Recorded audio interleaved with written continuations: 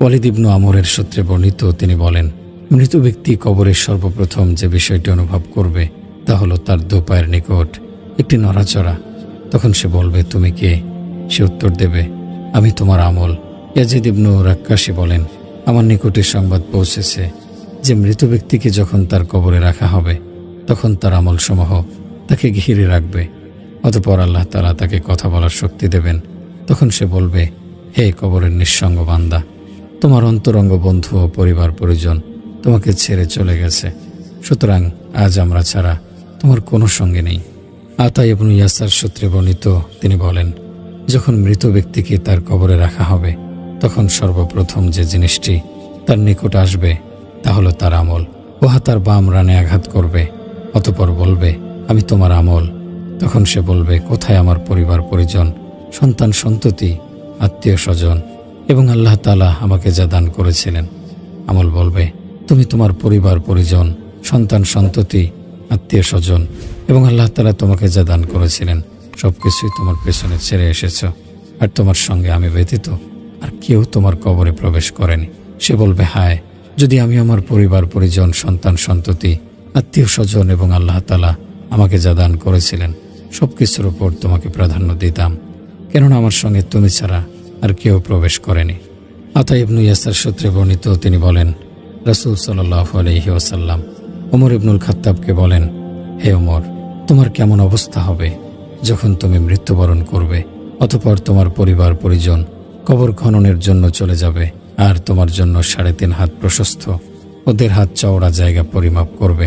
অতঃপর তারা তোমার নিকট ফিরে এসে তোমাকে গোসল করাবে, কাফনের কাপড় পরাবে, তোমার দেহে হানুত সুগন্ধি লাগাবে, তারপর তারা তোমাকে বহন করে নিয়ে যাবে। অবশেষে তোমাকে কবরের গর্তে রাখবে, তোমার উপর মাটি ঢালবে, আর তারা যখন তোমাকে ছেড়ে চলে যাবে তখন কবরের 2 পরীক্ষাকারী ফেরেশতা মুনকার ও নাকির তোমার নিকট আসবে, যাদের আওয়াজ হবে বিকট শব্দকারী বজ্রধ্বনির মতো, যাদের দৃষ্টি হবে ক্ষিপ্র বিজলি চমকের ন্যায়। তখন তোমার অবস্থা কেমন হবে হে ওমর? তিনি বললেন, ইয়া রাসূলুল্লাহ, তখন কি আমার বিবেক শক্তি বহাল থাকবে? তিনি বললেন, হ্যাঁ। তখন তিনি বললেন, তাহলে তাদের দুজনের বিরুদ্ধে আমি আমার জন্য যথেষ্ট।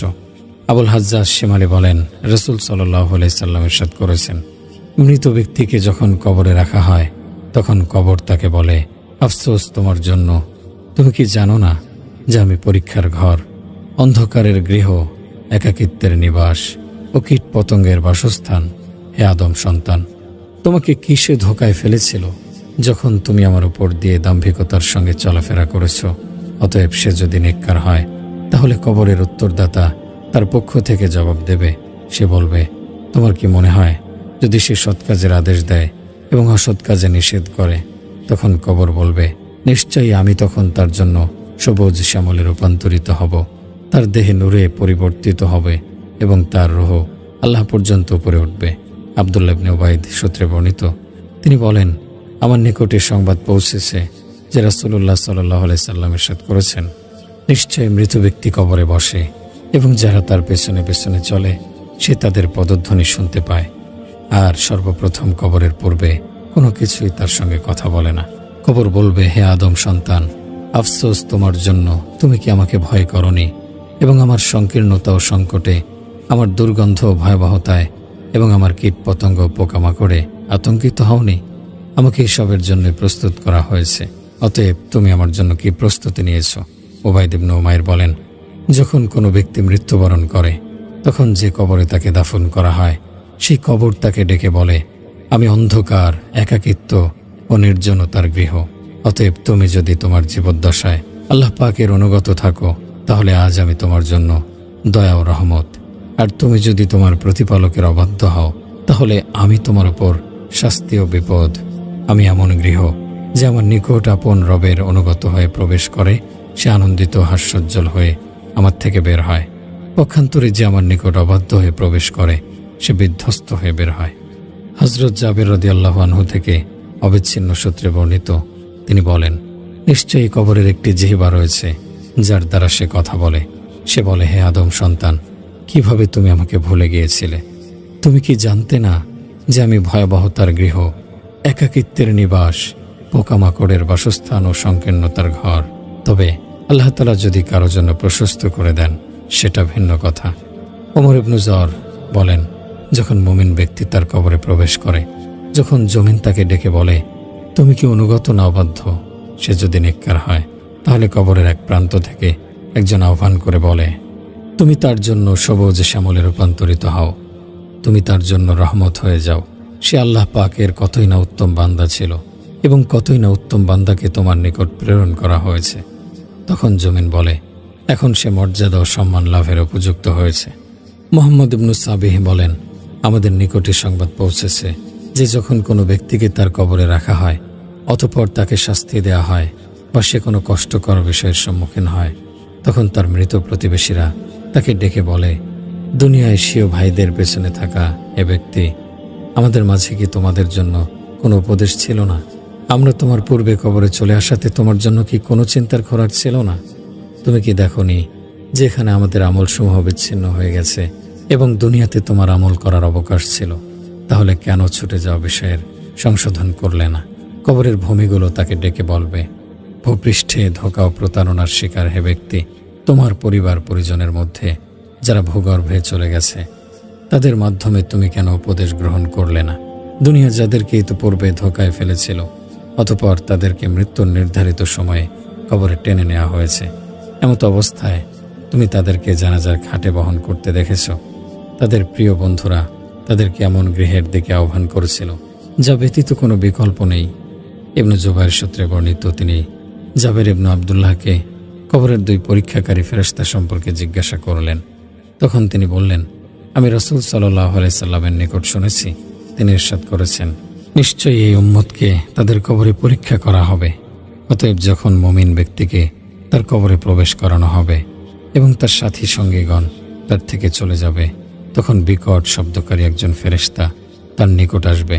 অতঃপর তাকে বলবে, তুমি এই ব্যক্তির ব্যাপারে কি বলো? মুমিন ব্যক্তি বলবে, আমি বলি, তিনি আল্লাহ পাকের রাসূল এবং তার বান্দা।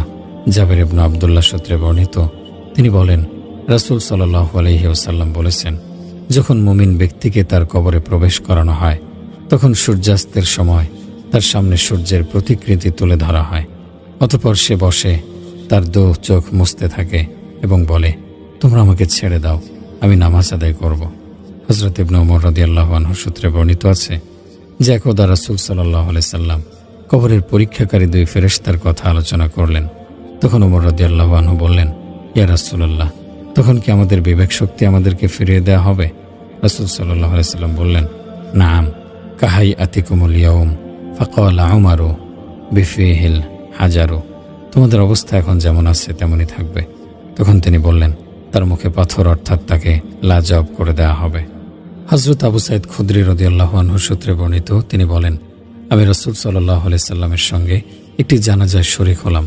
তখন রাসূল সাল্লাল্লাহু আলাইহি সাল্লাম বললেন, হে লোক সকল, নিশ্চয়ই এই উম্মতকে তাদের কবরে পরীক্ষা করা হয়। অতএব কোনো ব্যক্তিকে যখন দাফন করা হয়, অতঃপর তার সাথী সঙ্গীগণ তার থেকে পৃথক হয়ে চলে যায়, তখন মৃত্যুর ফেরেশতা তার নিকট আসে, যার হাতে একটি লোহার হাতুড়ি থাকে। অতঃপর সে তাকে বসায়।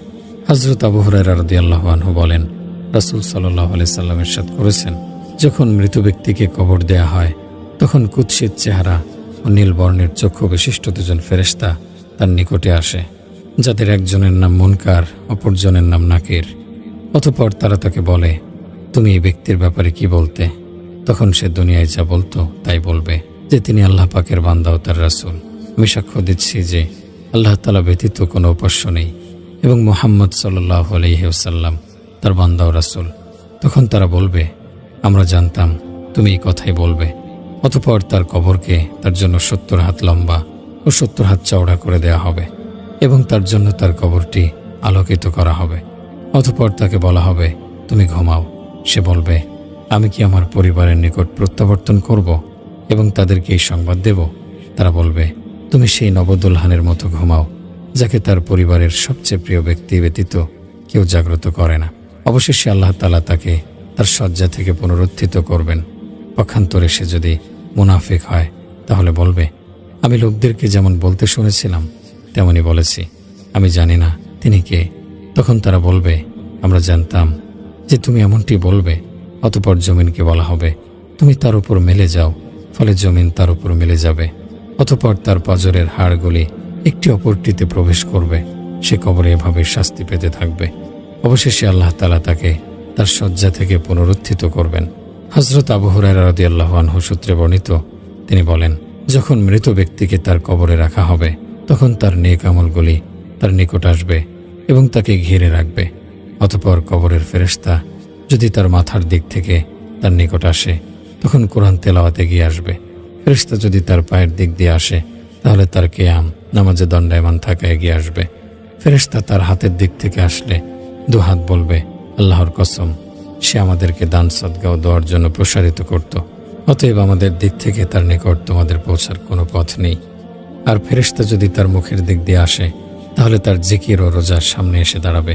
তিনি বলেন, এমনইভাবে নামাজ, ধৈর্য ইত্যাদি এক এক দিকে এসে দাঁড়াবে এবং বলবে, জেনে রাখো, আমি যদি কোনো ফাঁকা জায়গা দেখি তবে আমি সেখানে দাঁড়াবো এবং তার নেক আমলগুলি তাকে রক্ষা করবে। যেমনইভাবে কোনো ব্যক্তি তার ভাই, পরিবার, পরিজন ও সন্তান সন্ততিকে রক্ষা করে। তখন তাকে বলা হবে, আল্লাহ তাআলা তোমার জন্য তোমার শয্যায় বরকত দান করুন। তোমার বন্ধুরা কতই না উত্তম বন্ধু এবং তোমার সঙ্গীরা কতই না উত্তম সঙ্গী। হযরত আবু হুরায়রা রাদিয়াল্লাহু আনহু সূত্রে বর্ণিত, তিনি বলেন, যখন মুমিন ব্যক্তি মুমূর্ষু অবস্থায় উপনীত হয় অতঃপর তার দেহ থেকে রূহ বের হয়ে যায় তখন ফেরেশতারা বলে, পবিত্র দেহের পবিত্র একটি রূহ। অতঃপর যখন তাকে তার ঘর থেকে কবরের উদ্দেশ্যে রওনা করা হয় তখন কবর চায় যেন লোকেরা তাকে নিয়ে দ্রুত চলে আসে। অতঃপর যখন তাকে তার কবরে প্রবেশ করানো হয় তখন একজন ফেরেশতা তার মাথা ধরতে আসে। তখন তার সেজদা ফেরেশতা ও তার মাঝে প্রতিবন্ধকতা সৃষ্টি করে। ফেরেশতা যখন তার পেট ধরতে আসে তখন তার রোজা ফেরেশতা ও তার মাঝে বাধা সৃষ্টি করে। এমনিভাবে সে যখন তার হাত ধরতে আসে তখন তার দান সদকা তারও ফেরেশতার মাঝে প্রতিবন্ধক হয়। অনুরূপভাবে সে যখন তার পা ধরতে আসে তখন দিবারাত নামাজে তার দণ্ডায়মান থাকা এবং নামাজের উদ্দেশ্যে পথে চলা উভয়ের মাঝে অন্তরায় হয়। ফলে এরপর মুমিন ব্যক্তি আর কখনো ভীত সন্ত্রস্ত হয় না। নিশ্চয়ই আল্লাহ তাআলা সৃষ্ট জীবের মধ্যে যাকে ইচ্ছা আশ্রয় দান করেন। অতঃপর সে যখন তার আসন এবং তার জন্য যা প্রস্তুত রাখা হয়েছে তা দেখতে পায় তখন বলে, হে প্রতিপালক, আপনি আমাকে আমার আবাসস্থলে পৌঁছে দিন। তখন তাকে বলা হয়, তোমার আরো অনেক ভাই বোন রয়েছে যারা এখনো তোমার সঙ্গে মিলিত হয়নি। অতএব তুমি ফিরে যাও এবং নয়ন জুড়িয়ে তৃপ্তি সহকারে ঘুমাও। পক্ষান্তরে কাফের ব্যক্তি যখন মুমূর্ষু অবস্থায় উপনীত হয় এবং তার রূহ তার দেহ থেকে বের হয়ে যায় তখন ফেরেশতারা বলে, নিকৃষ্ট দেহের একটি নিকৃষ্ট রূহ। অতঃপর যখন সে তার গৃহ থেকে তার কবরের উদ্দেশ্যে রওনা হয় তখন কবর চায় যেন লোকেরা তাকে নিয়ে বিলম্বে আগমন করে। আর সে ব্যক্তি চিৎকার করতে থাকে, তোমরা আমাকে কোথায় নিয়ে যাচ্ছ? তাকে যখন তার কবরে প্রবেশ করানো হয় এবং সে তার জন্য যা কিছু প্রস্তুত রাখা হয়েছে তা দেখতে পায় তখন সে বলে, হে প্রতিপালক, আপনি আমাকে পুনরায় দুনিয়াতে প্রেরণ করুন যেন আমি তাওবা করি এবং নেক আমল করি। তখন তাকে বলা হয়, তুমি যতটুকু বয়স পাওয়ার ততটুকু বয়স পেয়েছ। অতঃপর তার উপর তার কবর সংকীর্ণ হয়ে যায়, এমনকি তার পাঁজরের হাড়গুলি একটি অপরটিতে ঢুকে যায়। ফলে সে দংশনকৃত ব্যক্তির ন্যায় ঘুমায় এবং আতঙ্কে থাকে। আর জমিনের কীট পতঙ্গ তথা সাপবেচ্ছু তার দিকে ধেয়ে আসে। হযরত আয়েশা রাদিয়াল্লাহু আনহার সূত্রে বর্ণিত, রাসূল সাল্লাল্লাহু আলাইহি ওয়াসাল্লাম ইরশাদ করেন, যখন মুমিন ব্যক্তির জানাজার খাট রওনা হয় তখন সে ডেকে বলতে থাকে, আমি তোমাদেরকে আল্লাহর দোহাই দিয়ে বলছি, তোমরা আমাকে নিয়ে দ্রুত চলো। অতঃপর সে যখন তার কবরে প্রবেশ করে তখন তার আমল তাকে ঘিরে রাখে। নামাজ এসে তার ডান দিকে অবস্থান করে, রোজা এসে তার বাম দিকে অবস্থান করে এবং তার নেক আমল এসে তার পায়ের নিকট অবস্থান করে। অতঃপর নামাজ বলে, আমার দিক দিয়ে তোমাদের কোনো প্রবেশ পথ নেই। সে আমার মাধ্যমে প্রার্থনা করত, ফলে ফেরেশতা তার বাম দিক দিয়ে আগমন করবে। তখন রোজা বলবে, নিশ্চয়ই সে পানাহার থেকে বিরত থাকত এবং তৃষ্ণার্ত থাকত, ফলে ফেরেশতারা প্রবেশের কোনো স্থান পাবে না। তাই তারা তার পায়ের দিক দিয়ে আগমন করবে। তখন তার নেক আমলগুলি তার পক্ষ নিয়ে লড়াই করবে, ফলে ফেরেশতারা কোনো পথই পাবে না। পক্ষান্তরে যখন কাফের ব্যক্তির খাটিয়া রওনা হবে তখন সে এমন সজোরে চিৎকার করতে থাকবে যার আওয়াজ মানুষ ব্যতীত সবকিছুই শুনতে পাবে। কেননা মানুষ যদি তা শুনত তাহলে বেহুশ হয়ে যেত কিংবা ধৈর্যহারা হয়ে যেত। হযরত আবু হুরায়রা রাদিয়াল্লাহু তাআলা আনহু বলেন, একদা রাসূল সাল্লাল্লাহু আলাইহি সাল্লাম ওমর রাদিয়াল্লাহু আনহুকে বললেন, তোমার অবস্থা কেমন হবে যখন তুমি মুনকার নাকিরকে দেখতে পাবে? তিনি বললেন, মুনকার নাকির কি? রাসূল বললেন, কবরের 2 পরীক্ষাকারী ফেরেশতা, যাদের আওয়াজ হবে বিকট শব্দকারী বজ্রধ্বনির মতো এবং তাদের দৃষ্টিশক্তি হবে ক্ষিপ্র বিজলি চমকের ন্যায়। তারা তাদের চুলে ভর করে হাঁটে এবং তাদের মারির দাঁত দিয়ে জমিন খনন করে। তাদের সঙ্গে এমন একটি লোহার লাঠি রয়েছে, যদি মিনায় বসবাসকারী সকলে একসঙ্গে জড়ো হয় তবুও তারা তা বহন করতে পারবে না। হযরত ইবনে ওমর রাদিয়াল্লাহু আনহু বলেন, রাসূল সাল্লাল্লাহু আলাইহি সাল্লাম বলেছেন, যদি কোনো মুসলিম ব্যক্তি শুক্রবার দিনে অথবা শুক্রবার রাতে মৃত্যুবরণ করে, আল্লাহ তাআলা তাকে কবরের পরীক্ষা ও শাস্তি থেকে হেফাজত করেন। আবু হাশেম অবিচ্ছিন্ন সূত্রে বর্ণনা করেন, মুমিন ব্যক্তি তার কবরে সর্বপ্রথম যে উপহার লাভ করবে তা হলো, তাকে বলা হবে, তুমি সুসংবাদ গ্রহণ করো, কেননা যারা তোমার জানাজার অনুসরণ করেছে তাদেরকে ক্ষমা করে দেয়া হয়েছে। জাবের ইবনে আব্দুল্লাহ সূত্রে বর্ণিত, রাসূল সাল্লাল্লাহু আলাইহি সাল্লাম বলেছেন, নিশ্চয় মুমিনের সর্বপ্রথম উপহার হলো, যারা তার জানাজায় রওনা হয়েছে তাদেরকে ক্ষমা করে দেওয়া। জাফর ইবনে মুহাম্মদ তার দাদার সূত্রে বর্ণনা করেন যে রাসূল সাল্লাল্লাহু আলাইহি সাল্লাম বলেছেন, কোনো ব্যক্তি যখন কোনো মুমিনের হৃদয়ে আনন্দ উৎফুল্লতা প্রবেশ করায়, তখন আল্লাহ তাআলা সেই আনন্দের কারণে তার জন্য একজন ফেরেশতা সৃষ্টি করেন, যে আল্লাহ তাআলার ইবাদত করে এবং তার একত্ববাদের ঘোষণা করে। অতঃপর বান্দা যখন তার কবরে উপনীত হয়, তখন সে আনন্দ তার নিকট আসে। অতঃপর তাকে বলে, তুমি কি আমাকে চিনতে পারছো? তখন সে বলে, তুমি কে? উত্তর দেয়, আমি সেই আনন্দ, তুমি আমাকে অমুকের হৃদয়ে প্রবেশ করেছিলে। আমি আজ তোমার একাকিত্বের সঙ্গদান করব, তোমাকে তোমার দলিল প্রমাণ শিখিয়ে দেব এবং সুদৃঢ় বক্তব্যের মাধ্যমে তোমাকে অবিচল রাখব। আমি তোমাকে কিয়ামত দিবসের উপস্থিতির স্থানে উপস্থিত করব, তোমার জন্য সুপারিশ করব এবং তোমাকে জান্নাতে তোমার বাসস্থান দেখিয়ে দেব। আবু হুরায়রা রাদিয়াল্লাহু আনহুর সূত্রে বর্ণিত, রাসূল সাল্লাল্লাহু আলাইহি ওয়াসাল্লাম ইরশাদ করেছেন, তোমরা পেশাবের ছিটে থেকে বেঁচে থাকো, কেননা কবরের অধিকাংশ আযাবই এর কারণে হয়ে থাকে। হযরত মাইমুনা সূত্রে বর্ণিত, রাসূল সাল্লাল্লাহু আলাইহি ওয়াসাল্লাম ইরশাদ করেছেন, তুমি আল্লাহ তাআলার নিকট কবরের আযাব থেকে আশ্রয় প্রার্থনা করো।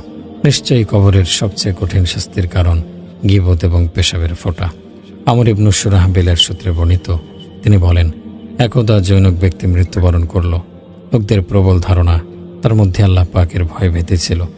অতঃপর তাকে তার কবরে নিয়ে আসা হলো। তখন ফেরেশতারা তাকে বলল, আল্লাহ পাকের শাস্তিস্বরূপ আমরা তোমাকে 100টি বেত্রাঘাত করব। সে বলল, কি কারণে তোমরা আমাকে বেত্রাঘাত করবে? অথচ আমি আল্লাহকে ভয় করতাম এবং গুনাহ থেকে বেঁচে থাকতাম। বলা হলো, তাহলে 50টি বেত্রাঘাত করা হবে। এভাবে তারা কমাতে কমাতে অবশেষে 1টি বেত্রাঘাত এসে থামল। অতঃপর 1টি বেত্রাঘাত করা হলো। সঙ্গে সঙ্গে তার কবরে দাউ দাউ করে আগুন জ্বলে উঠল। অতঃপর পুনরায় বেত্রাঘাত করা হলো। সে বলল, তোমরা আবার কেন বেত্রাঘাত করলে? তারা বলল, তুমি একদিন ওযুবিহীন অবস্থায় নামাজ পড়েছিলে এবং এক মজলুম ব্যক্তির পাশ দিয়ে গিয়েছিলে। সে তোমার নিকট সাহায্য প্রার্থনা করছিল, কিন্তু তুমি তাকে সাহায্য করনি। হাসান থেকে অবিচ্ছিন্ন সূত্রে বর্ণিত, তিনি বলেন, যে ব্যক্তি তার কোনো সাথী সঙ্গীকে গালিগালাজ করে দুনিয়া থেকে বিদায় নেয়, আল্লাহ তাআলা তার উপর একটি প্রাণী চাপিয়ে দেন, যে তার গোশত কাটতে থাকে। কিয়ামত দিবস পর্যন্ত সে তার ব্যথা অনুভব করতে থাকবে। সাবী থেকে বর্ণিত, তিনি বলেন, নিশ্চয়ই মৃত ব্যক্তিকে যখন তার কবরে রাখা হয়, তখন তার পরিবার পরিজন এবং সন্তান সন্ততি তার নিকট আসে। অতঃপর সে তাদেরকে তার পরবর্তীতে রেখে আসা ব্যক্তিদের সম্পর্কে জিজ্ঞাসাবাদ করে, অমুক কেমন আছে এবং অমুক কি করেছে ইত্যাদি। মুজাহিদ বলেন, নিশ্চয়ই প্রত্যেক ব্যক্তি তার কবরে সেও সন্তানের সৎ কাজে আনন্দ লাভ করে। হযরত আবু হুরায়রা রাদিয়াল্লাহু আনহু সূত্রে বর্ণিত, রাসূল সাল্লাল্লাহু আলাইহি সাল্লাম বলেন, যখন কোনো বান্দা দুনিয়ায় তার পরিচিত কোনো ব্যক্তির কবরের পাশ দিয়ে যায়, অতঃপর তাকে সালাম দেয়, তখন মৃত ব্যক্তি তাকে চিনতে পারে এবং তার সালামের উত্তর প্রদান করে। হযরত আবু হুরায়রা রাদিয়াল্লাহু আনহু সূত্রে বর্ণিত, তিনি বলেন, মুমিন ব্যক্তিকে তার কবরে বলা হয়, তুমি মুত্তাকিদের ন্যায় ঘুমাও। হযরত ইবনে ওমর রাদিয়াল্লাহু আনহু সূত্রে বর্ণিত আছে, তিনি একবার নিশ্চিহ্ন হয়ে যাওয়া কয়েকটি কবরের নিকট অবতরণ করলেন। তখন হঠাৎ দেখতে পেলেন যে একটি মাথার খুলি প্রকাশ্যে পড়ে আছে। তখন তিনি এক ব্যক্তিকে নির্দেশ দিলেন, অতঃপর সে খুলিটিকে মাটি চাপা দিল। তখন তিনি বললেন, নিশ্চয়ই মাটি এসব দেহের কোনো ক্ষতি করতে পারে না, কেবল রূহগুলিকে কিয়ামত দিবস পর্যন্ত শাস্তি দেওয়া হয় এবং পুরস্কার দেওয়া হয়। হযরত ওমর ইবনুল খাত্তাব রাদিয়াল্লাহু আনহু থেকে বর্ণিত আছে যে তিনি একবার বাকি এর পাশ দিয়ে গেলেন। অতঃপর বললেন, হে কবরবাসী, তোমাদের উপর শান্তি বর্ষিত হোক। আমাদের নিকট যে সংবাদ আছে তা হলো, তোমাদের স্ত্রীদের অন্যত্র বিবাহ হয়েছে, তোমাদের ঘর বাড়িতে অন্যরা বসবাস শুরু করেছে এবং তোমাদের ধন সম্পদ বন্টন হয়ে গেছে। অতঃপর অদৃশ্য একটি আওয়াজ তাকে উত্তর দিল, হে ওমর ইবনুল খাত্তাব, আমাদের নিকট যে সংবাদ রয়েছে তা হলো আমরা পরকালের জন্য যা কিছু অগ্রগামী করেছি তাই পেয়েছি। আমরা যা কিছু খরচ করেছি তাতে লাভবান হয়েছি এবং যা কিছু পেছনে রেখে এসেছি তাতে ক্ষতিগ্রস্ত হয়েছি।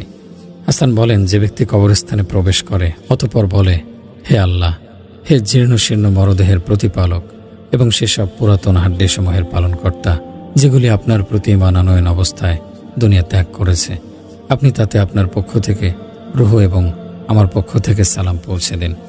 আল্লাহ তাআলা তার জন্য আদম আলাইহিস সালাম থেকে কিয়ামত পর্যন্ত যত মানুষ মৃত্যুবরণ করেছে তার সংখ্যা অনুপাতে নেকি লিখে দেন।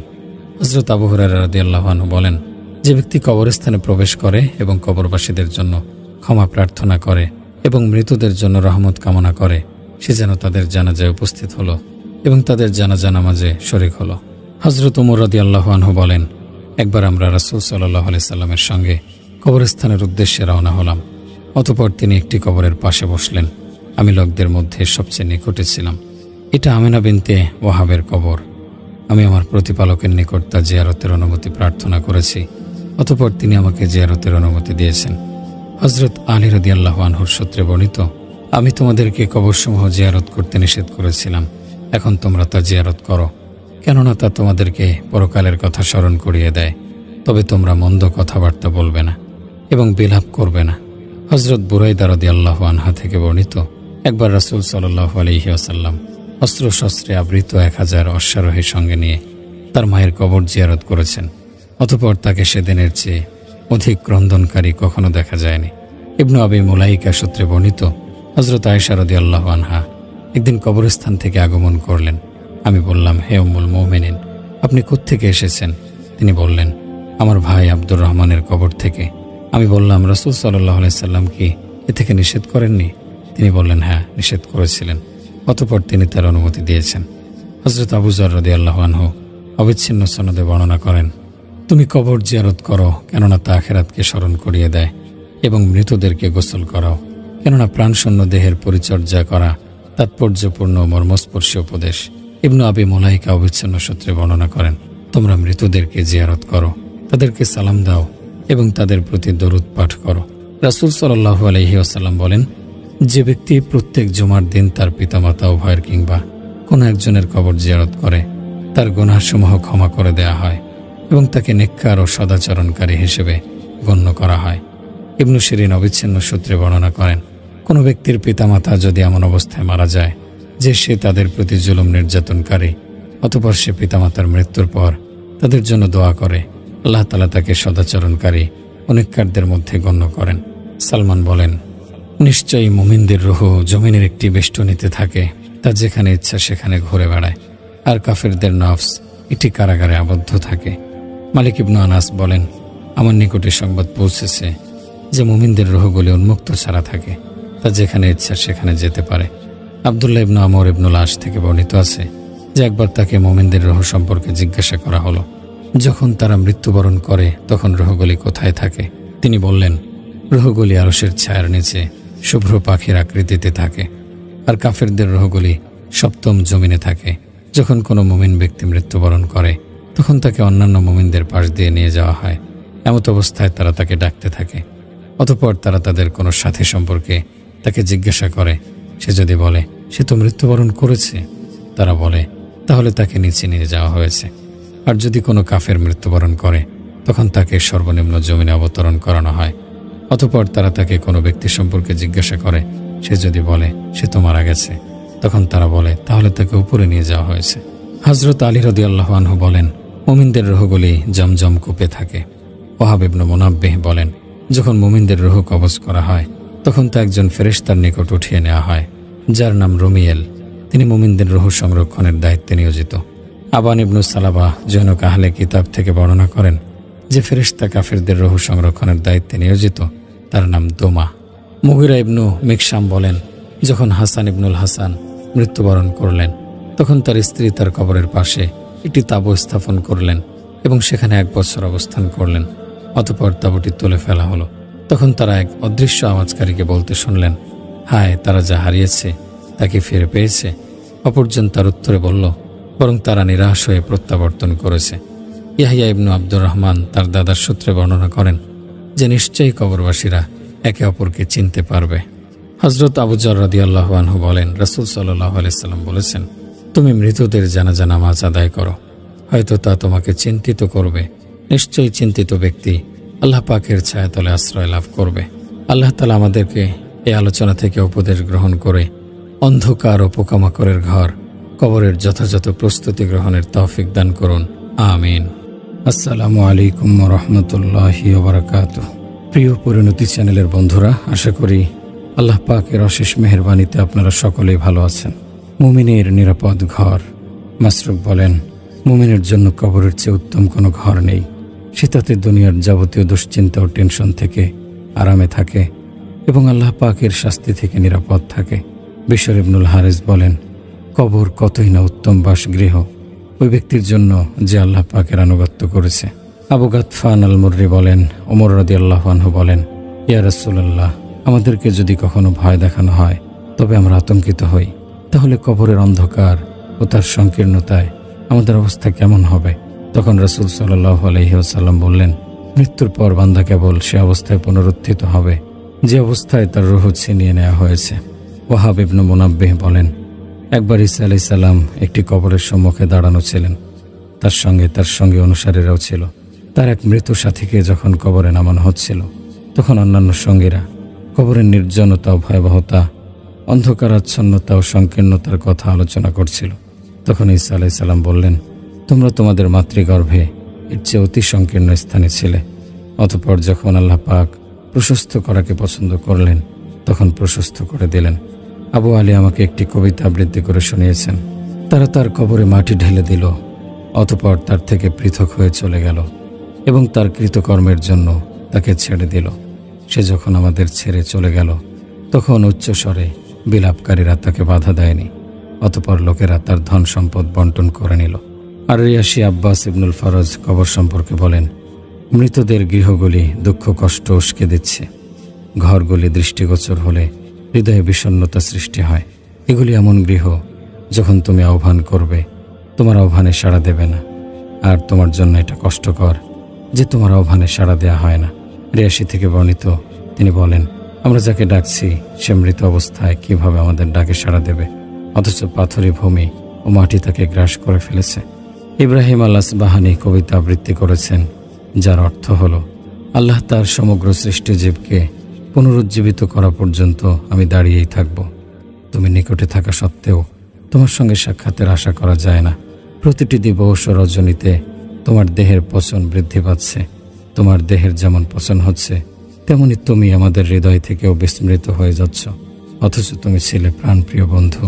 আবুল মিকদাম বলেন, আমি হাসান বসরির সঙ্গে বকর ইবনু আবদুল্লাহর জানাজা থেকে প্রত্যাবর্তন করছিলাম। তখন আমি বললাম, আপনি কি আল্লাহ পাকের আয়াত দেখেননি? ওমি ওয়ারাইহিম বারযাখুন ইলা ইয়াউমি ইউবআসুন। আর তাদের সম্মুখে রয়েছে পুনরুত্থান দিবস পর্যন্ত এক অন্তরায়। তখন তিনি ডানে বামে তাকালেন, অতঃপর বললেন, কবরস্থানের এই মৃত লোকেরাই অন্তরায়ের মধ্যে আছে। যেমন তোমরা দেখতে পাচ্ছ যে লোকেরা তার পাশ দিয়ে পদব্রজে চলছে, তোমরা দুজন তাদেরকে অভিনন্দন জানাচ্ছ, কিন্তু মৃত লোকেরা কোনো শব্দ শুনতে পাচ্ছে না। আমর ইবনু জারির বলেন, তোমরা কি জানো কোন দিবসে নোমান বিন মুনজিরকে সুপথে নিয়ে আসার ইচ্ছা টার্গেট করা হয়েছিল? আমরা বললাম, না। তিনি বললেন, একদিন সে আনন্দ ভ্রমণ ও শিকারের উদ্দেশ্যে বের হলো। নোমান বিন মুনজির ইতিপূর্বে মূর্তি পূজা করত। অতঃপর সে হীরার ভূপৃষ্ঠে একটি কবরস্থানের পাশ দিয়ে অতিক্রম করল। তখন সে কিছুক্ষণ তার নিকট দাঁড়ালো। সে সময় আদি ইবনু যায়েদ তাকে বলল, আপনি লানত ও অভিশাপ থেকে মুক্ত। আপনি কি জানেন এই কবরগুলি কি বলছে? তিনি বললেন, না।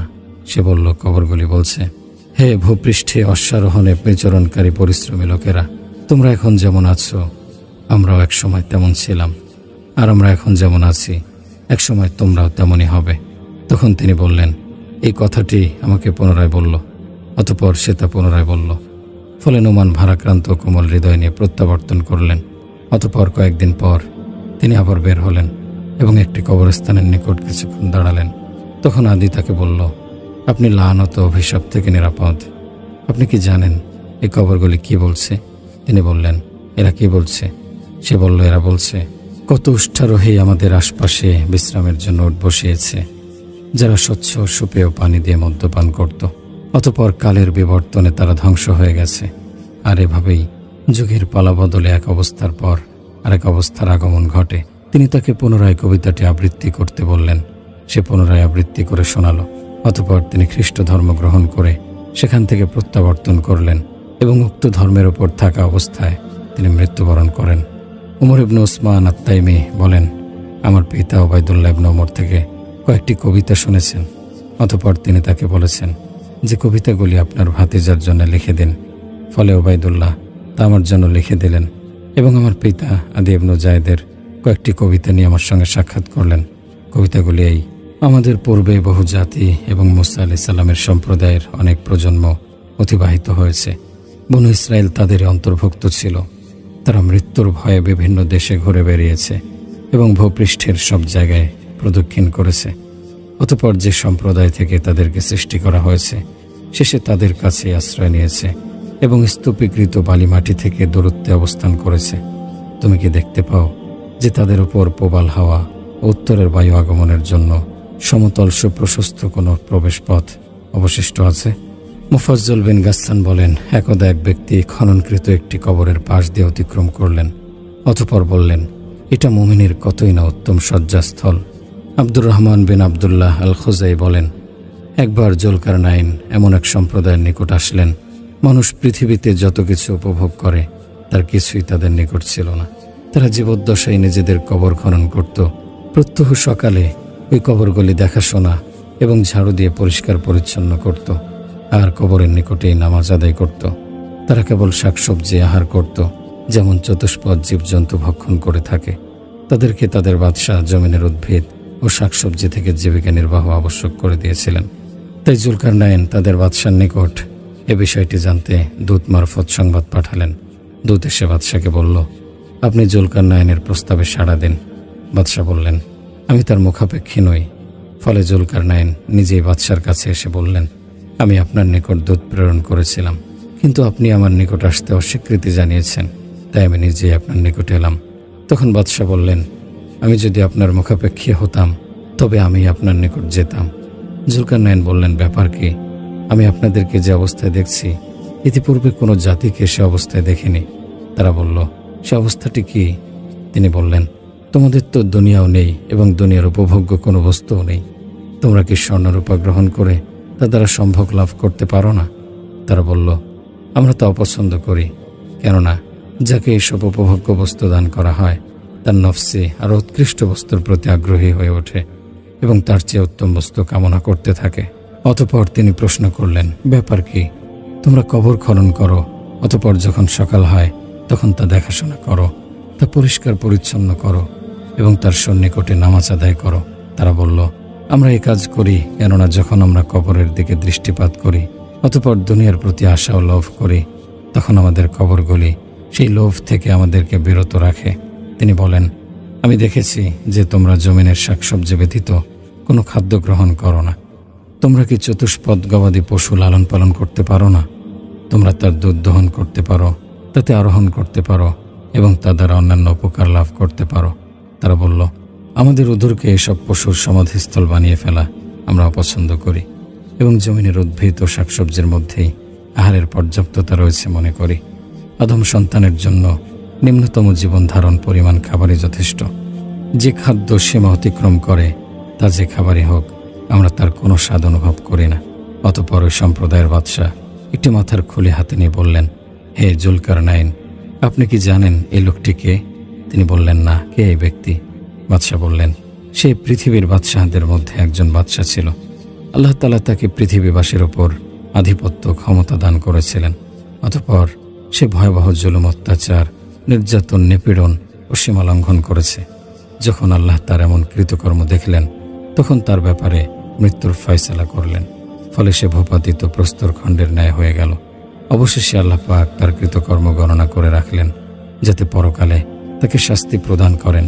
অতপর তিনি আরও একটি মাথার খুলি হাতে নিয়ে বললেন, হে জুলকারনাইন, আপনি কি জানেন এই ব্যক্তিটিকে? তিনি বললেন, না, কে সেই ব্যক্তি? বাদশাহ বললেন, সেও একজন বাদশাহ। আল্লাহ পাক পরবর্তীতে তাকে রাজত্ব দান করেছেন। পূর্বের বাদশাহ জনগণের সাথে যে জুলুম অত্যাচার ও নির্যাতন নিপীড়ন করত সে তা দেখত। অতঃপর সে আল্লাহ পাকের অনুগত ও বিনয়াবনত হয়েছে এবং তার রাজ্যের অধিবাসীদের সঙ্গে ন্যায় বিচার করেছে। অতঃপর তার অবস্থা তো আপনি দেখতেই পাচ্ছেন। আল্লাহ পাক তারও কৃতকর্মের হিসাব রেখেছেন যাতে পরকালে তাকে বিনিময় দান করেন। অতঃপর তিনি জুলকারনাইনের মাথার খোলের দিকে এগিয়ে আসলেন এবং বললেন, এই খুলি দুইটা এই মাথার মতো ছিল। অতএব হে জুলকারনাইন, আপনি চিন্তা করুন আপনি কি করবেন। তখন জুলকারনাইন তাকে বললেন, আমার সহচর্যের প্রতি কি তোমার আগ্রহ আছে? আমি তোমাকে ভাই অথবা মন্ত্রী কিংবা আল্লাহ আমাকে যে ধন সম্পদ দিয়েছেন তাতে অংশীদার হিসেবে গ্রহণ করব।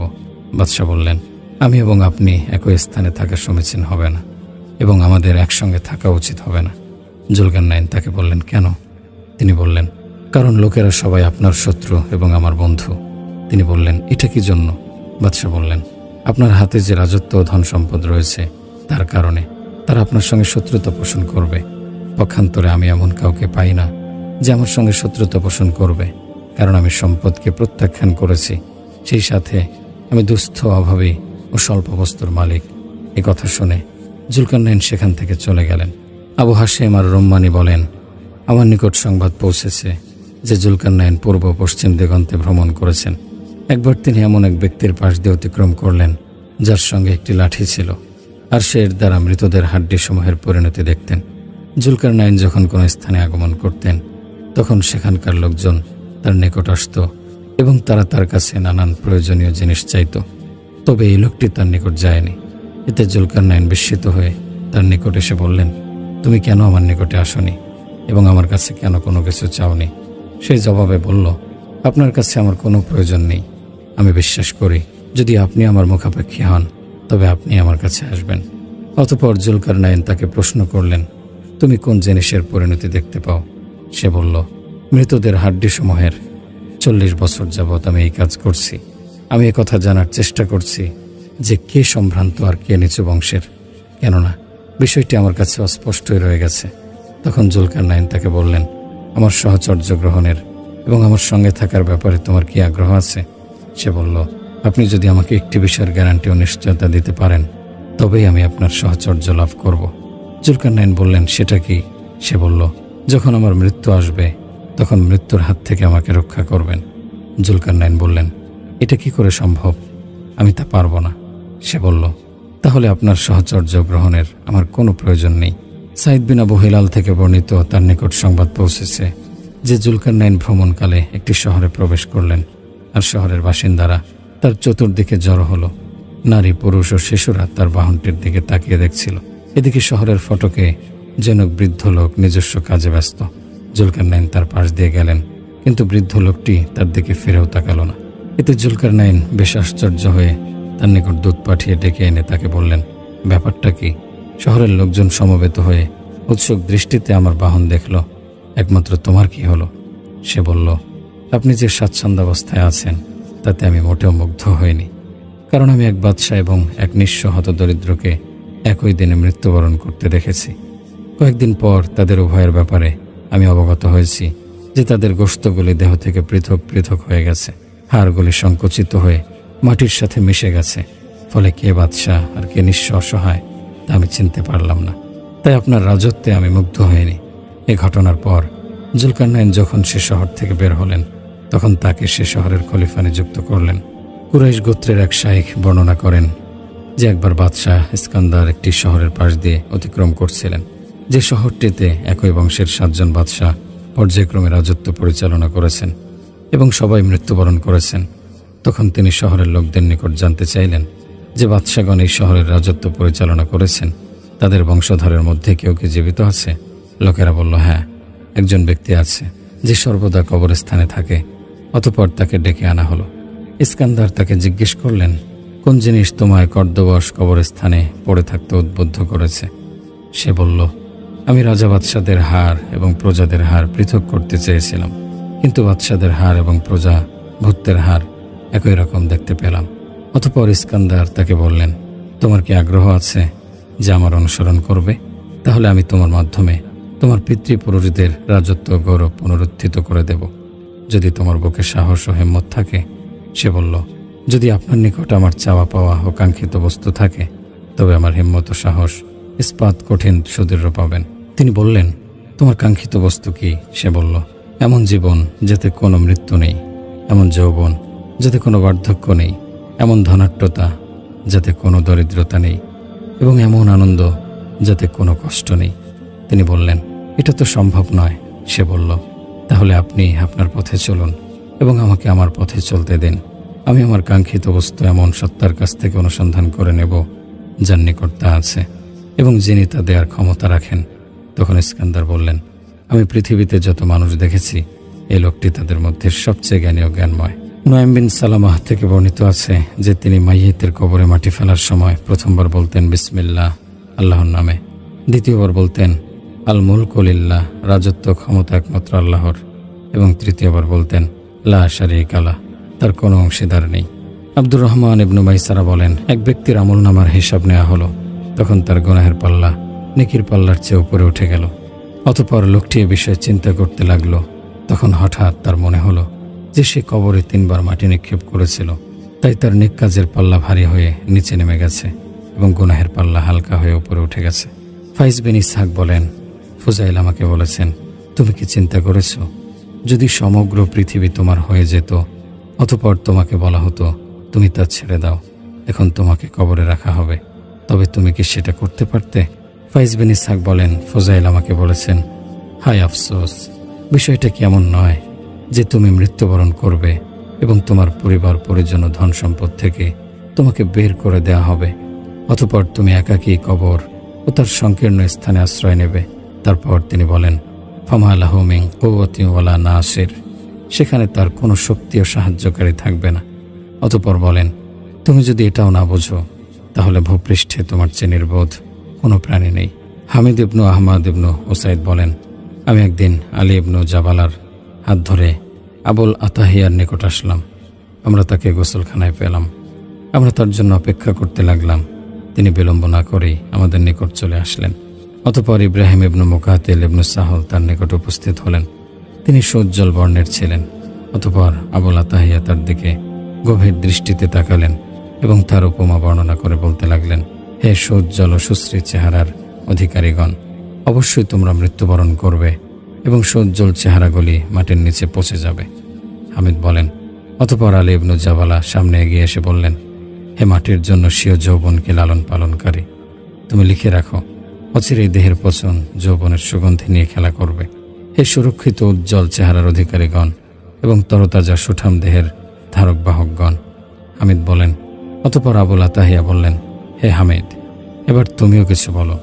আমি বললাম, আপনার সঙ্গে এবং আবুল হাসানের আলী ইবনু জাবালার সঙ্গে তাল মিলিয়ে। তিনি বললেন, হ্যাঁ। অতঃপর আমি বললাম, তোমরা সুজ্জ্বল চেহারার নিয়ামত বেশি লাভ করো কিংবা কম, অবশ্যই তোমাদেরকে তা উপঢৌকন হিসেবে দেওয়া হয়, যেন তা ধুলো মাটিতে মিশ্রিত হয়ে যায়।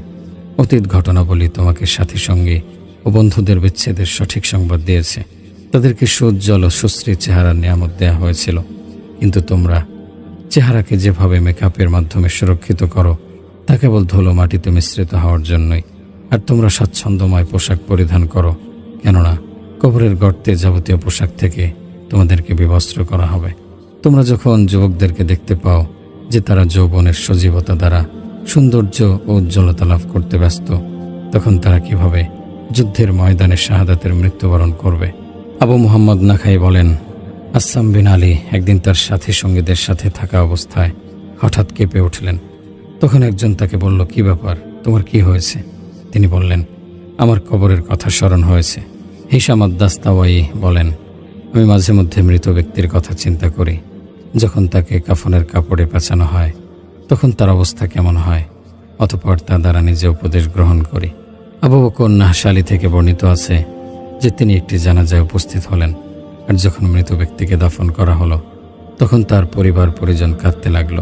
সে সময় আবু বকর জমিনে আঁকাআঁকি করছিল এবং আবৃত্তি করছিল, তুমি মৃত ব্যক্তিকে দেখতে পাবে, তার পূর্বে যে মৃত্যুবরণ করেছে সে তাকে কাঁদাচ্ছে, অথচ অন্যের মৃত্যুতে যে ক্রন্দন করছে তার মৃত্যুই সন্নিকটে।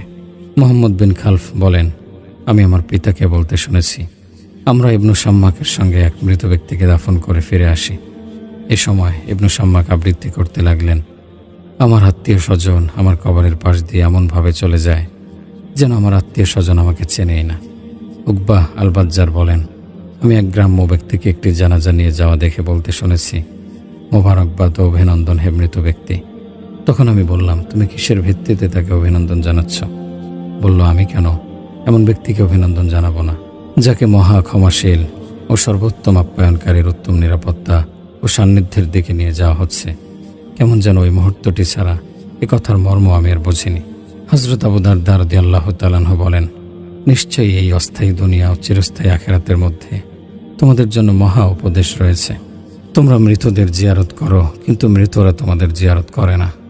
তোমরা মৃত্যুবরণ করে তাদের নিকটে স্থানান্তরিত হও, কিন্তু তারা তোমাদের নিকটে স্থানান্তরিত হয় না। অচিরে এই পৃথিবী তার ভেতরস্থ সবকিছু খালি করে ফেলবে। মুফাজ্জাল ইবনে গাসসান বলেন, এক ব্যক্তি কবরস্থানের দিকে তাকালো এবং বলল, আমরা যে দুনিয়ার প্রতি আগ্রহী তারা সে দুনিয়া থেকে বিমুখ হয়ে গেছে। আম্মার ইবনে মেহরান বলেন, মুহাম্মদ বিন ওয়াশি আমাকে বললেন, আপনার বাসস্থানটি আমার বেশ ভালো লেগেছে। আমি বললাম, আমার বাসগৃহ দেখে তোমার মুগ্ধ হওয়ার কি আছে, অথচ তা কবরস্থানের সন্নিকটে। সে বলল, তাতে আপনার কোনো ক্ষতি নেই। কবর আপনার কষ্ট হ্রাস করবে এবং আপনাকে পরকালের কথা স্মরণ করিয়ে দেবে। উসমান বিন আবুল আশ থেকে বর্ণিত, একবার তিনি একটি জানাজায় শরীক হলেন আর সেখানে ধসে পড়া একটি কবর দেখতে পেলেন। তখন তিনি মৃত ব্যক্তির পরিবারস্থ এক ব্যক্তিকে বললেন, আমাকে তোমার বাসগৃহে নিয়ে চলো, যেখানে তুমি রাত্রি যাপন করো। অতঃপর তিনি তার সঙ্গে বাসস্থানে আসলেন এবং তা দেখে বললেন, আমি তো কোনো ঘরেই খাবার পানীয় কিংবা পরিধেয় বস্ত্র দেখতে পাচ্ছি না। তিনি বললেন, আল্লাহর কসম, এটা তোমারই বাসস্থান। লোকটি বলল, আপনি সত্যই বলেছেন। অতঃপর তিনি সেখান থেকে প্রত্যাবর্তন করলেন এবং বললেন, আল্লাহর শপথ, আমার ঘরে যা কিছু আছে সেগুলোকেও আমি এই ব্যক্তির ঘরের মতো বানাবো। এটা শুনে হাসান বলেন, শপথ আল্লাহর, এ পন্থা অবলম্বন করা নিঃসন্দেহে কঠোরতা ও ধ্বংসের কারণ। উসমান বিন আবুল আশ বলেন, আমি জনক ব্যক্তিকে আবৃত্তি করতে শুনেছি, তার হৃদয়ে কি এমন ব্যক্তির বসবাস আছে যে বিষয়ে দুশ্চিন্তাগ্রস্ত ও বিশ্বাসী যে আগামীকাল তাকেও দাফন করা হবে? তাহলে তো সে যা কিছু সঞ্চয় করেছে তার মধ্যে দুনিয়ার তুচ্ছ বস্তু সঞ্চয় না করে মৃত্যুর জন্য প্রস্তুতি গ্রহণ করত। আমরা প্রত্যেকেই বেশি বেশি দুনিয়ার নিন্দা করি, আবার প্রত্যেকেই দুনিয়ার প্রতি ভালোবাসার কারণে ফিতনায় জর্জরিত হই। যে অঢেল ধনভাণ্ডার ও প্রাচুর্যের অধিকারী, নিশ্চয়ই যতটুকু ধন সম্পদ তোমার জন্য যথেষ্ট, তার চেয়ে অতিরিক্ত যা কিছু তুমি সঞ্চয় করেছ তা নিকৃষ্ট ও তুচ্ছ। অবশ্যই মৃত্যু তোমাকে পাকড়াও করবে, যদিও তুমি ওই সুউচ্চ সুদীর্ঘ দুর্গে আশ্রয় গ্রহণ করো। আর যাদের অঢেল ধন সম্পদ ও প্রাচুর্য রয়েছে, তুমি তাদেরকে দেখতে পাবে যেন তাদের যাবতীয় ধন সম্পদ বাজেয়াপ্ত হয়ে গেছে, আর তোমার বন্ধকি ধন সম্পদও বাজেয়াপ্ত হবে। কোথায় আমাদের পূর্বপুরুষগণ আর কোথায় তাদের পূর্বপুরুষেরা? কোথায় আমাদের প্রজন্ম আর কোথায় তাদের প্রজন্ম? কত লোকই তো পৃথিবীতে ছিল, কিন্তু কালের বিবর্তন তাদেরকে ধ্বংস করে দিয়েছে। অবশেষে তারা এমনভাবে নিঃশেষ হয়ে গেছে যেন তারা ছিলই না। নিশ্চয়ই এমন সিদ্ধান্ত যা আল্লাহ পাকের আনুগত্যের দিকে উদ্বুদ্ধ করে তা অত্যন্ত বরকতময় ও ত্যাগী সিদ্ধান্ত। ইয়াজিদ ইবনু মিগওয়াল বলেন, কোথায় আমাদের পিতৃপুরুষগণ? কোথায় পিতৃপুরুষদের পিতৃপুরুষেরা? আর কোথায় দাদা, কোথায় পর্দাদারা? তারা মৃত্যুর ঘাটে অবতরণ করেছে, অতঃপর নিশ্চিহ্ন হয়ে গেছে। এখন তো আমারও মৃত্যুর ঘাটে অবতরণের সময় হয়ে গেছে। সুলাইমান ইবনু আবি মাসিহ বলেন, মুহাম্মদ ইবনুল হাকাম আশা হামদানকে উদ্দেশ্য করে আমার কাছে আবৃত্তি করেন, সে দুনিয়াতে যা কিছু সঞ্চয় করত তা থেকে বিচ্ছেদের মৃত্যুর সকালে কেবল কয়েকটি কাপড়ের টুকরা ও হানত সুগন্ধি ছাড়া এবং তার জন্য প্রজ্বলিত কয়েক কাষ্ঠখড়ির সুবাস ব্যতীত পাথেয় হিসেবে সে কিছুই সংগ্রহ করেনি। অথচ যাত্রার জন্য পাথেয় হিসেবে তা খুবই নগণ্য। তুমি কোনো বিষয়ে মনক্ষুণ্ণ হও না, কেননা প্রত্যেক যুবক গ্রীবায় ভর করে ধীরে ধীরে তার মৃত্যু পানে এগিয়ে চলছে। প্রত্যেক ওই ব্যক্তি যে মনে করে যে মৃত্যু তাকে পাকড়াও করতে ভুল করবে, সে নির্বুদ্ধিতা ও বোকামির নানা ব্যাধিতে ব্যাধিগ্রস্ত। যে শহরে তার মৃত্যু নির্ধারিত, যদি সে ওই শহরে স্বেচ্ছায় ভ্রমণ না করে, তবে জোরপূর্বক তাকে সেখানে টেনে নেওয়া হবে। আবুল আতাহিয়া বলেন, দুনিয়া সর্বদা দুর্বিষহ ও সংকীর্ণ হয়ে আছে। দুনিয়াদার কখনো বালা মুসিবত থেকে মুক্তি পায় না। দুনিয়া বিপদ আপদ ও দুশ্চিন্তার গৃহ এবং দুঃখ কষ্ট ও অভিযোগের নিবাস। যখন গোটা পৃথিবীতে যুবকের মর্যাদা ও আধিপত্য ছিল, তখনও সে তার মাটির নিচে নিক্ষিপ্ত হয়েছে। দুনিয়ার মন্দ ও কষ্টকর বিষয়গুলি উত্তম ও ভালো বিষয়গুলির পেছনে এমনভাবে লেগেই থাকে যে সুসংবাদ ও মৃত্যুর দুঃসংবাদের মাঝে কোনো ব্যবধান নেই। কেমন যেন আমি কবরের দুপাশে আমার বন্ধুদেরকে দেখতে পাচ্ছি, তারা আমার উপর মাটি ঢালছে। এমত অবস্থায় তাদের চোখ বেয়ে অশ্রু ঝরছে। আল্লাহ তাআলা আমাকে ক্ষমা করুন। যেদিন আমাকে কবরে নামানো হবে, আমার কবর জিয়ারত করা হবে, কিন্তু আমি অনুভব করব না আমার সঙ্গে দুর্ব্যবহার করা হবে, অথচ আমি টেরও পাব না। আলী ইবনে মুহাম্মদ ইবনুল মুসরি আবৃত্তি করেন, হে কবর নামক কিয়ামত, আমার জিয়ারতকারীরা কোথায়? যখন আমি আমার পাথর গলির মাঝে নির্জনে একাকী পড়ে থাকব, তখন লোকমুখে আমার আলোচনা পরিত্যাজ্য হবে। আমার বাসগৃহে অন্যরা আশ্রয় নেবে এবং আমার সময় ও প্রভাব প্রতিপত্তি শেষ হয়ে যাবে।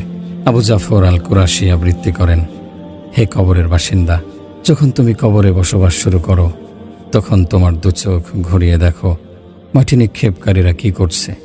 হে কবরে প্রবেশকারী, তুমি তাতে প্রবেশ করার সময় শুনে দেখো তোমার মৃত্যুর পর বিলাপকারীরা সেখানে কি বিলাপ করছে। হে চোখ, তুমি আমার ওপর অশ্রু বর্ষণের জন্য এবং যে চোখগুলি আমার মিরাসের প্রত্যাশা করছে, তাদের বিলাপের আশায় বেনিদ্র থেকো না। আবু শামু আত্মাই আবৃত্তি করেন, যখন উপত্যকার অধিবাসীরা আমাকে বিদায় জানালো এবং আমাকে ছেড়ে চলে গেল, তখনও তাদের হাতের তালুতে ধুলোবালি লেগেছিল। আমি এখন এমন ভূমিতে বসবাসকারী যেখানে কোনো বন্ধু আমার পাশে থাকবে না। আমি কারো সঙ্গে সাক্ষাৎ করব না এবং আমার সঙ্গেও কেউ সাক্ষাৎ করবে না। এটা কেবল মাসকে মাস দূরত্বে অবস্থান, পরস্পরের বিচ্ছেদ নয়। অতঃপর সকলের বাসগৃহই একসঙ্গে হবে। হুসাইন ইবনে আব্দুর রহমান আবৃত্তি করেন, তোমরা উভয়ে কেন আমার ব্যাধির চিকিৎসা করাও না? বিলাপকারী নারীদের বিলাপের পূর্বে এবং আমার আত্মা পার্শ্বদেশের উপরে উঠে যাওয়ার আগে এবং আগামীকালের পূর্বেই। হায় আফসোস আমার আত্মার জন্য। আগামীকাল যখন আমার সাথী সঙ্গীগণ আমাকে ছেড়ে চলে যাবে আর আমি চলে যেতে পারবো না, যখন আমার বন্ধু স্বজন চলে যাবে, তখন তাদের চোখে অশ্রু প্রবাহিত হতে থাকবে আর আমাকে ছেড়ে আসা হবে একটি কবরস্থানে। এমত অবস্থায় আমার ওপর থাকবে প্রশস্ত পাথর। লোকেরা বলবে, তোমরা কি উত্তম রূপে তোমাদের ভাইয়ের সংস্কার করেছ, অথচ প্রশস্ত ভূমিতে কবর দেয়া সমীচীন নয়। মালিক বিন দিনার বলেন, যেদিন বিশর ইবনু মারওয়ান মৃত্যুবরণ করলেন, সেদিন আমাদের নিকটস্থ গৃহে বসবাসকারী একজন কালো লোক মৃত্যুবরণ করে। আমরা তাকে বিদায় জানানোর জন্য তার জানাজার পেছনে পেছনে গেলাম, আর তাকে বিশরের কবরের পাশে দাফন করা হলো। 3 দিনের মাথায় যখন আমি তাদের কবরের পাশ দিয়ে গেলাম, তখন আমি তাদের একজনকে অপরজন থেকে পৃথক করতে পারলাম না। সঙ্গে সঙ্গে কবির এই কবিতাটি আমার স্মরণ হলো, সকল অনুদান তাদের মাঝে চালু থাকবে, ধনী ও গরিবের কবর এক্ষেত্রে বরাবর। আবু ইসহাক বলেন, আমি একবার 50 বছর বয়সী আমার এক বন্ধুর জানাজায় উপস্থিত হই। অতঃপর যখন তাকে দাফন দেয়া হলো ও মাটি দিয়ে তার কবর সমান করে দেয়া হলো এবং লোকজন পৃথক হয়ে চলে গেল, তখন আমি ওই কবরস্থানের একটি কবরের নিকট বসলাম। অতঃপর চিন্তা ফিকির করতে লাগলাম যে তারা দুনিয়ায় কত নিয়ামতের মধ্যে ছিল এবং সব কিছু আজ তাদের থেকে বিচ্ছিন্ন হয়ে গেছে। অতঃপর আবৃত্তি করতে শুরু করলাম, সালাম ও শান্তি বর্ষিত হোক পুরাতন ও জীর্ণশীর্ণ কবরের বাসিন্দাদের ওপর। তাদের দেখে মনে হয় যেন তারা কখনো সভাসদে আসন গ্রহণ করেনি, ঠান্ডা শীতল এক ঢোক পানীয় পান করেনি এবং তরতাজা ও শুকনো উত্তম কোনো খেজুরও ভক্ষণ করেনি। শোয়েব ইবনু আবু হামজা বলেন, ওমর ইবনু আব্দুল আজিজ একবার শামের একটি শহরে চিঠি প্রেরণ করলেন, যাতে লেখা ছিল, হামদ ও সালাতের পর নিশ্চয়ই বনু আদমের দেহে মাটির জন্য কত খাবার রয়েছে এবং আদম সন্তানের পেটে পোকামাকড়ের জন্য কত ছিদ্র পথ রয়েছে। হে মানব সকল, আমি তোমাদেরকে এবং নিজেকে মানুষের ইজ্জত সম্মানের ব্যাপারে সাবধান করছি। মুহাম্মদ ইবনু হারব আল মক্কি বলেন, আবু আব্দুর রহমান আল উমারি নামক জনক দরবেশ একবার মক্কায় আগমন করেন। আমিও মক্কার গণ্যমান্য ব্যক্তিবর্গ তার নিকট আসলেন।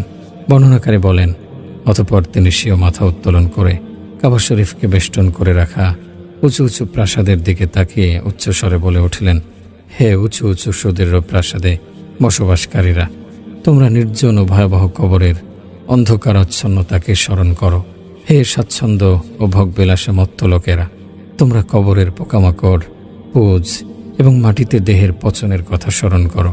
বর্ণনাকারী বলেন, অতঃপর তার দু চোখ অশ্রু জলে ভরে উঠল। অতঃপর তিনি সেখান থেকে উঠে চলে গেলেন। আহমদ ইবনে ইয়াহিয়া আবৃত্তি করেন, হে নফস, তুমি মৃত্যুর জন্য প্রস্তুতি নাও এবং মুক্তির জন্য চেষ্টা করো, তবেই তুমি দৃঢ় সংকল্পকারী ও প্রকৃত প্রস্তুতি গ্রহণকারী। তুমি অবহিত আছো যে কোনো প্রাণীর চিরকাল থাকার অধিকার নেই এবং মৃত্যুর বিকল্প কোনো পথ নেই। তুমি কেবল সামান্য সময় ধার নিয়েছ, অচিরেই তুমি তা ফিরিয়ে দেবে, আর ধারকৃত বস্তু ফিরিয়েই দিতে হয়। তুমি অন্যমনস্ক হতে পারো, কিন্তু বিপদ আপদ অন্যমনস্ক নয়। তুমি খেলতামাশায় মত্ত থাকতে পারো, কিন্তু মৃত্যু যথাযথ সময়ে আসবে। মৃত্যুর সাম্রাজ্যে তুমি বেঁচে থাকার আশা করো না। এটা এমন গৃহ যেখানে অবধারিত মৃত্যু তোমার উপর অবতীর্ণ হবেই। জমিনের মধ্যে কিসের মালিকানা আর কিসের ভাগ বন্টন? জমিনে প্রত্যেক ব্যক্তির অংশ হলো কেবল এক টুকরো কবর। মানুষ কিভাবে কয়েকটি দিনের উপর আনন্দ ফুর্তির মোহে পড়ে, যে দিনগুলির শ্বাস প্রশ্বাসেরও হিসাব নেওয়া হবে। আবু জাফর আল কুরাশি বলেন, তুমি কি দুনিয়া সম্পর্কে অন্ধ অথচ তুমি চক্ষুষ্মান? তুমি কি দুনিয়ায় যা কিছু আছে সে বিষয়ে অজ্ঞ অথচ তুমি বুদ্ধিমান? তুমি তাতে প্রাসাদ নির্মাণ করেই যাচ্ছ যেন তুমি চিরকাল থাকবে, অথচ তুমি যে ভবন তৈরি করেছ হয়তো আগামীকালই তা ছেড়ে চলে যাবে। তুমি যে বিষয়ে অবহিত আছো তা যদি তোমাকে এসব কাজে বাধা দিত, তবে তুমি যে অভিজ্ঞতা অর্জন করেছ তাতে একজন ভীতি প্রদর্শক পাওয়া যেত।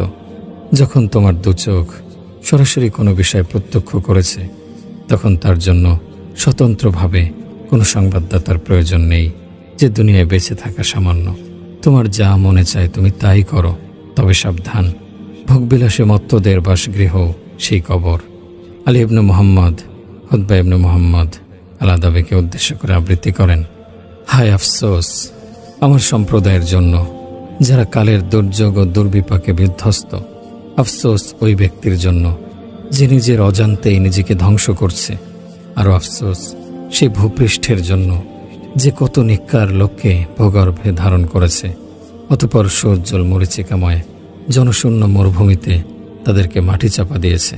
কোনো দাপুটে ব্যক্তি নেই যাকে তার দাপুটের কারণে কিছু দেয়া হয়েছে, এবং কোনো হতদরিদ্রও নেই যাকে তার দারিদ্র্যের কারণে ছেড়ে দেয়া হয়েছে। আবু জাফর আল কুরাশি আবৃত্তি করেন, কবরগুলি তোমার সঙ্গে চুপিসারে কথা বলে, অথচ তারা নীরব, আর কবরের বাসিন্দারা মাটির নিচে পড়ে আছে নির্বাক। পর্যাপ্ত পরিমাণের চেয়ে অতিরিক্ত দুনিয়ার ধন সম্পদ সঞ্চয়কারী হে ব্যক্তি, তুমি কার জন্য দুনিয়া ধন সম্পদ জমা করছো, অথচ তুমি মৃত্যুবরণ করবে। আবু জাফর আল কুরাশি ব্যতীত অন্য একজন আবৃত্তি করেন, হে প্রিয় কবরবাসীগণ, তোমাদের উপর সালাম। তোমাদের কি এমন কোনো আহ্বান নেই যা তোমরা শোনাবে?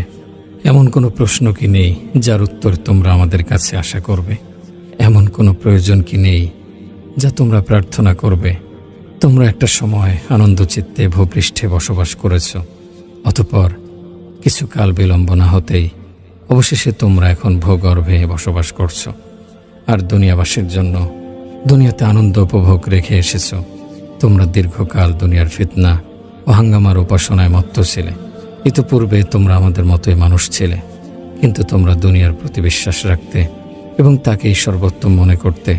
কবরের শাস্তি প্রতিহত করার জন্য মাটির নিচে কয়টা প্রতিকৃতি আছে, অথচ তোমরা তার সুরক্ষায় আপ্রাণ চেষ্টা করতে এবং তার প্রতি প্রবল আগ্রহ প্রকাশ করতে। দুনিয়ার সাজসজ্জা ও আনন্দ বিনোদনের স্থান নয়। মৃত্যুর থাবা কারো জন্য সহজ আর কারো জন্য দুর্বিষহ। দুনিয়ায় অনেক প্রজন্ম ও জাতি ছিল, কিন্তু যুগের পালাবদল সেসব জাতিকে ধ্বংস করে দিয়েছে। মানুষের জীবন সংক্ষিপ্ত কিছু সময়, নিমিষেই তা শেষ হয়ে যাবে, এবং মানুষের জন্য সামান্য কিছু রিজিক অবধারিত, অচিরেই তারা তা পূর্ণ করবে। কাসেম ইবনে আবু ওয়াদিয়া বলেন, এক ব্যক্তি প্রতি বছর রায় থেকে হজের উদ্দেশ্যে আমাদের নিকট আসতেন। তার সঙ্গে সফরের পথেও বা হজের কোনো আসবাবপত্র থাকত না।